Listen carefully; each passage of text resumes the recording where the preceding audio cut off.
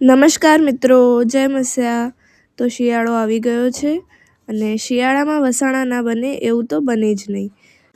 તો આજે આપણે બનાવીશું અડદિયા પાક. અડદિયા પાક બનાવવા માટે મેં 500 ગ્રામ અડદની દાળનો લોટ લીધો છે. એની અંદર 4 ચમચી ઘી અને 4 ચમચી દૂધ એડ કરી સરસ રીતે એને મિક્સ કરી લઈશું. સરસ રીતે મિક્સ કર્યા પછી હવે આપણે લોટને 15 મિનિટ સુધી રેસ્ટ આપીશું. જો તમે મારી ચેનલમાં નવા હો તો વિડીયોને લાઇક કરી ચેનલને સબસ્ક્રાઈબ કરવાનું બિલકુલ ના ભૂલતા. તો હવે 15 મિનિટ થઈ ગઈ છે. હવે આપણે લોટને એક ચાળણીમાં લઈ સરસ રીતે ચાળી લઈશું, જેથી કરીને અડદિયા પાકમાં સરસ કણીઓ પડશે. તમે જોઈ શકો છો.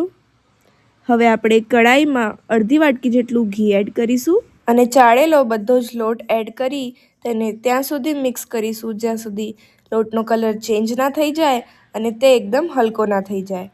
તો હવે 15 મિનિટ જેવું થઈ ગયું છે અને લોટનો કલર પણ ચેન્જ થઈ ગયો છે અને તે હલકો પણ થઈ ગયો છે. તો હવે આપણે એને એક થાળમાં કાઢી લઈશું.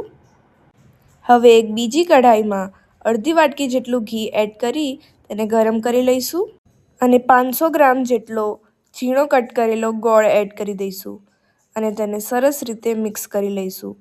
અને જ્યાં સુધી ગોળ ઓગળી ના જાય ત્યાં સુધી તેને મિક્સ કરવાનો છે. અને જેવો ગોળ ઓગળે એટલે તેની અંદર આપણે અડધી વાટકી જેટલું દૂધ ધીરે ધીરે કરીને એડ કરવાનું છે. તો તમે જોઈ શકો છો, મેં અહીંયા બધું જ દૂધ એડ કરી દીધું છે.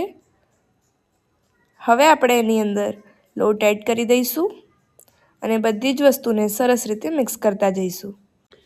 એક મોટી વાટકી જેટલો ખમણેલા ટોપરાનો પાવડર એડ કરી દઈશું, જે બિલકુલ ઓપ્શનલ છે.